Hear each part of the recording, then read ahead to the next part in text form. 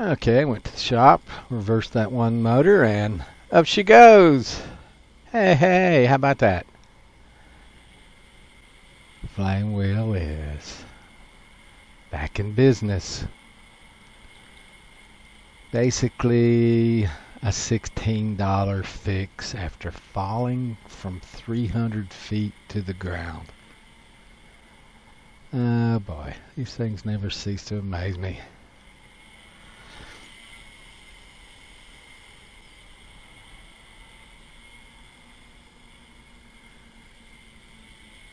So right here I'm trying to get it flying in manual mode and hovering so that I can go in and read the hover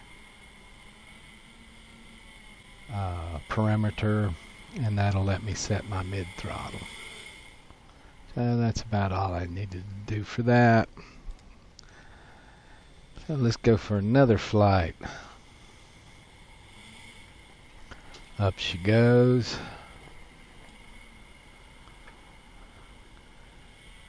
Now we'll start checking out some functions here. I'll try altitude hold. That seems to work. Go ahead and flip it into loiter.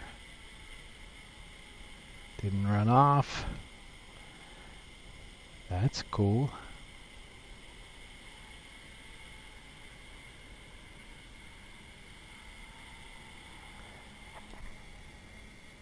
Quite windy.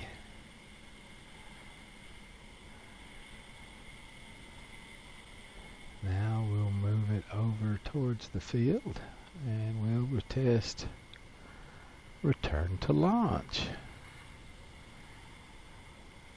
There we go. Okay.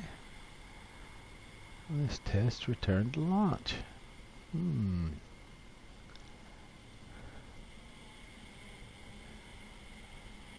That looks like a return to launch to me, and it's starting to land. So I'll go ahead and flip it out of that. So we've tested manual mode, set our mid throttle. We've tested altitude hold. We've tested loiter mode. We've tested return to launch. There's only 3 left: auto mode, drift mode, and land. Well, land is part of return to launch, so I can already see that that works. So we've only got 2 left to test.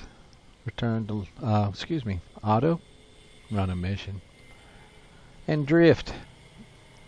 I'd rather have a video transmitter on it. You're looking out through the video transmitter to play with drift.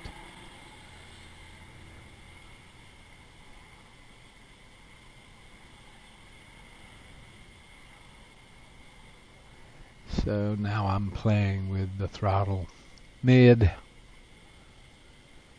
Really want to be able to set the RRC transmitter at 50% throttle when I'm in any kind of mode. Do some playing with yaw there, just to see if the platform goes up or down when it yaws. A lot of them do. You yaw them in a clockwise direction, they'll go up. You yaw them in a counterclockwise direction, they'll go down. More prevalent for quads than it is for hexes, octaves, etc. Also more prevalent when you have your GPS out on one of the arms like I do in this setup. You have your GPS in the center of the platform? Not so much. This bird is quite heavy at this moment. I'll have to give you a rundown on it. You can see in the plants how badly the wind's blowing right now.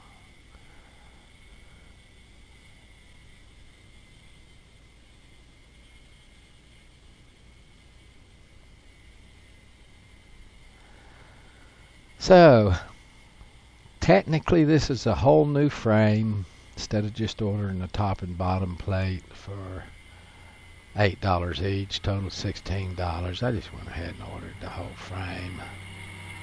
Could have gotten by with just ordering the 2 plates. I do actually have some extra arms here from a previous time when I was going to put black arms in the place of white arms.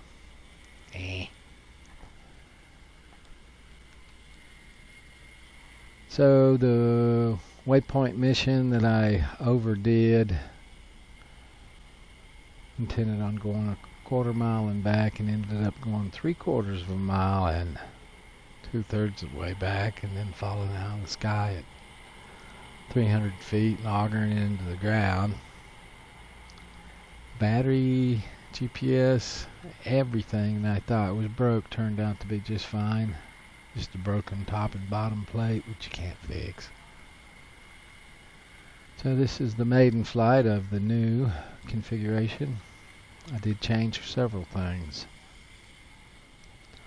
I have a separate 12-volt regulator for my FPV camera, so it'll have nice, smooth 12 volts. I also use that 12 volts for the LEDs on each arm.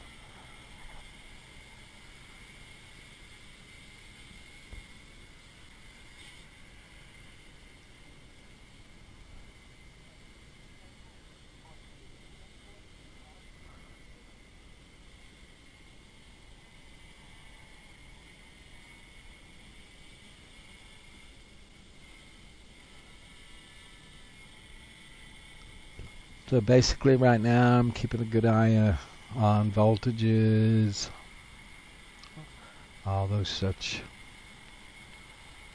to see that the platform's actually doing what I expect it to be doing.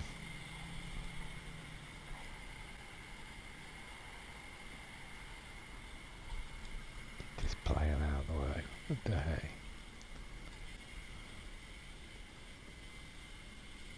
I've got 2 5,000 milliamp hour batteries on it in this configuration instead of just one.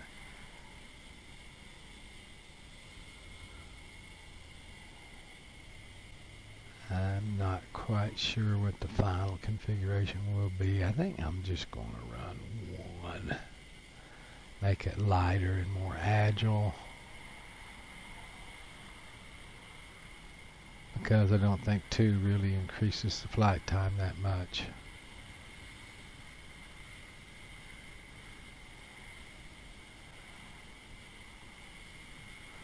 The motors, the ESCs during the flight stay pretty much ambient temperature. They don't heat at all. Even when you're horsing it around, it just performs.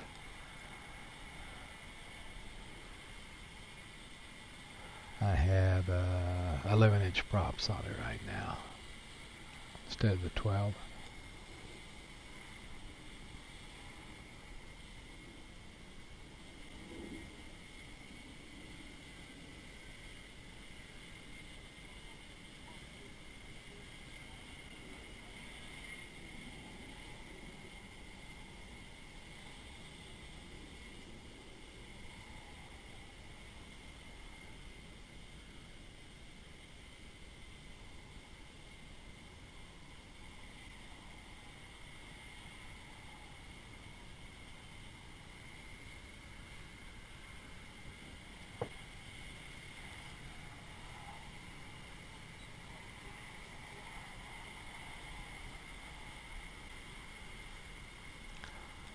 Voltage, there's just no sag with these new batteries. And the voltage goes down so slowly compared to the Flame. Oh, it's X650. I just noticed a problem. Look at that. You see that GPS hanging off of that right middle arm? You notice the top is not attached. I forgot to do anything about that GPS. That kind of took a beating last time. It stripped out 3 of the screw holes. I did not glue it back together. I just affixed it with the 1 screw.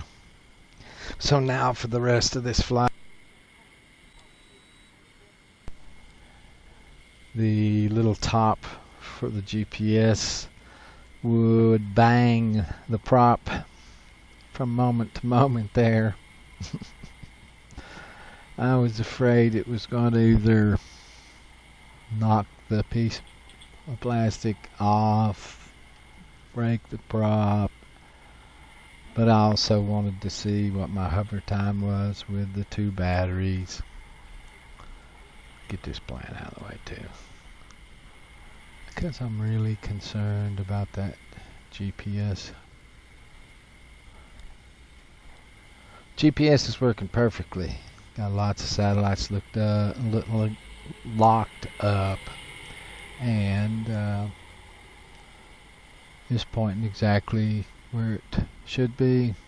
I yaw it to the right a little to where east is, and it says east right in the telemetry here.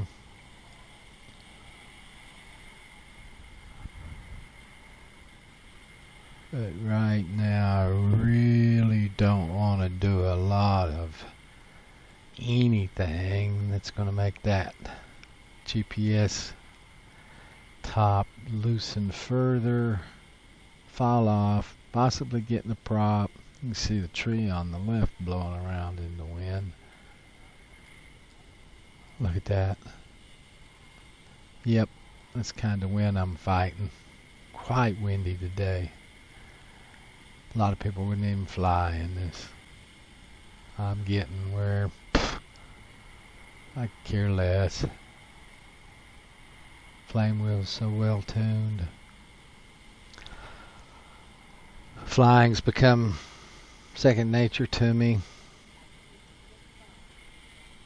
Even in straight manual mode.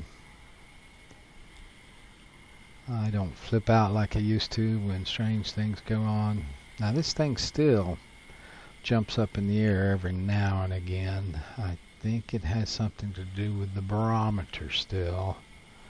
I'm going to have to still get with 3DR on that and see what's going on with the Pixhawk barometer. Other than that, the Pixhawk, there was a case where it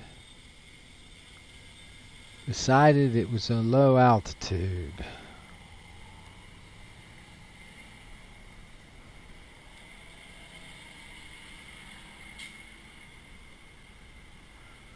Have to go back and the telemetry and look and see if there was a current surge or a voltage surge or something like that, or if it was just simply it decided it thought it was too low.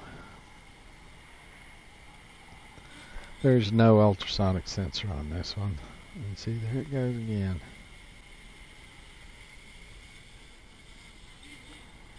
Doesn't really ever fall, thank goodness.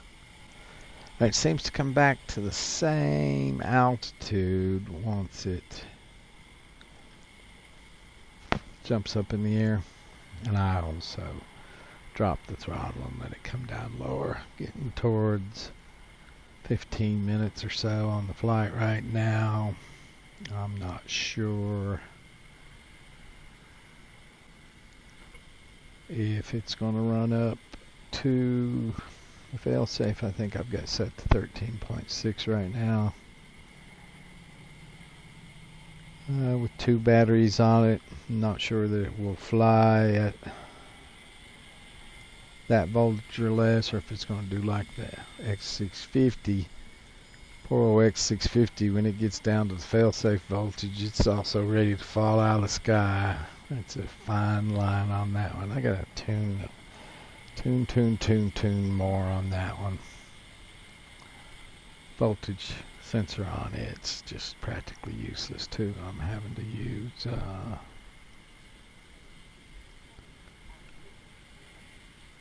external battery monitors.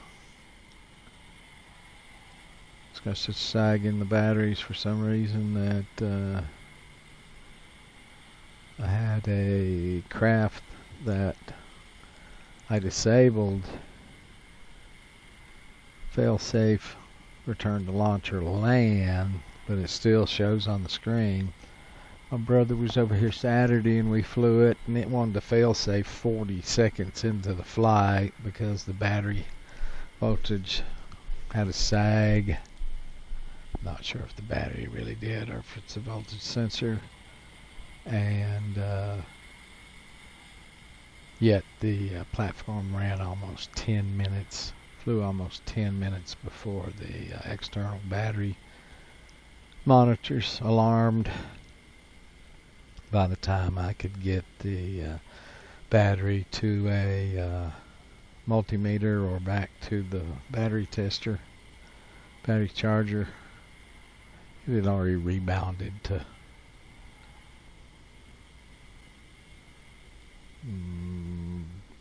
well above fail-safe. That's a 3S, so it'd be what? Well, I guess the fail-safe on this one was set at 13.6, not 12.6 or 9.6. 9.6, 9.9 would be my fail-safe on a 3-cell, just so it can return to launch.